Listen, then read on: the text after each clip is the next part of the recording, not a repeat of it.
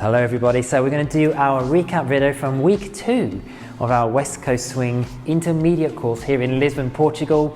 So we looked at today how to have more communication, connection with your partner and teamwork instead of always doing moves with the follower passes or you're doing sugar pushes or whips and it's constantly moving. We want to have times where you just play with each other, and often those are the times I watch dancing and I feel, fantastic, they're both communicating with each other, doing something before they then continue into their next West Coast Swing pattern.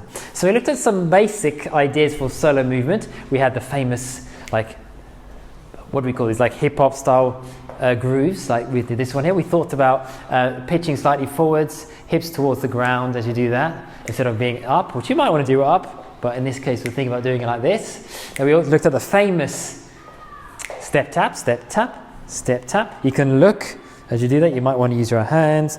Depends what music is playing. We had this one. We had, for example, this one here. We bring the foot here. So you might be with your partner grooving away.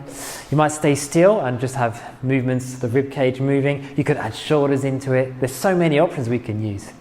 I think we had some more. Do you remember any other ones I did? We had this one as well. We also had this one. Bringing that knee in as well. You can add a bounce into it if it's more hip-hop style music, because hip-hop tends to have that bounce to it. And so you can relax the head as well, because some people have very stiff heads, but you can move the head as well, keep it moving as you're dancing. So that was some ideas. And then we looked at how do we bring this into our West Coast Swing. So we thought about posting our partner. Posting means the follower is moving, then they feel a catch, the end of the rope. And then from here we can do something. So I'd like to invite my amazing student to come in here to Ha. Here she is.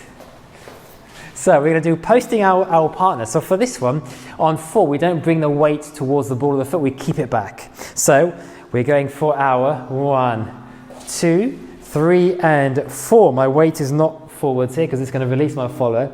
We're going to keep it more towards the back of the foot. And then we went to the side. We went half-time movements here to fit the music we were dancing to. We did 5 of these.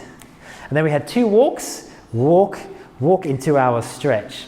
Now to lead these, I move my hand at the same time. So my follower feels it as well. If I keep the hand here and move, they might not do it, but the hand is connected to me. I add a bit of rotation myself, which comes from the shoulders and here and so on. And then we add our walk, transfer. That's how the followers know when to go. They only come forwards when I release their hips. Release hips here. Now it's time to come forwards. If I'm here, it's not yet time to come forwards. It'll be not so comfortable to bring them forwards there.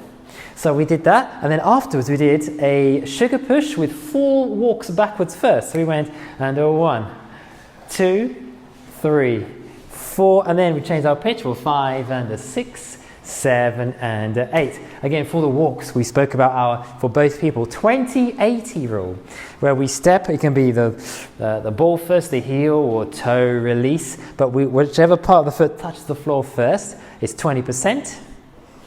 I'll go backwards, you can go forwards. So 20% and then 80, and then 20% and then 80. And that's how we created our connection. The follower stays back, and then we go 20%. If the follower comes 80%, we've lost that connection. We've lost the away energy, and it happens.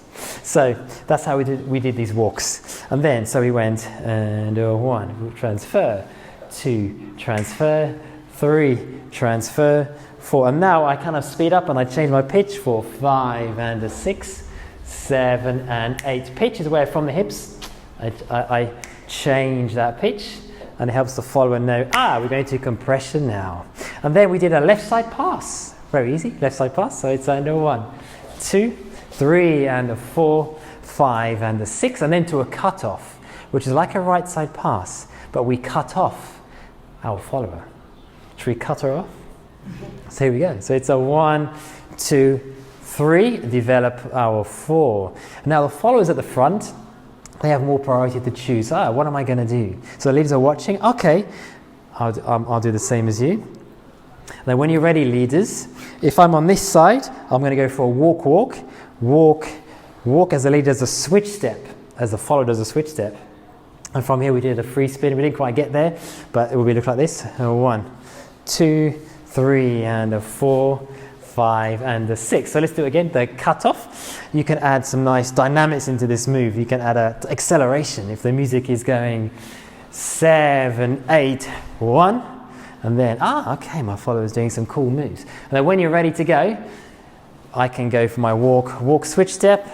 1, 2, 3, and a 4, 5, and a 6. And I think that was everything. We spoke about not having the arms too long, keep it slightly bent so we're connecting more to the muscles. We spoke about center counterpoint, keeping it roughly in the center. You might have some movement laterally, but we're not moving it this way or this way because now it's giving the follower the wrong idea. Oh, it's time to go? No, it's not time to go, and things like this. Anything else we spoke about I've missed out? Have fun, enjoy is another thing as well. And if you enjoyed this video, I'd like to invite you to give this a like. And you're very welcome to subscribe to this channel by clicking on the subscribe button below and on the bell icon as well. So I wish you all a great day. Don't forget to enjoy your dancing and to be yourself on the dance floor.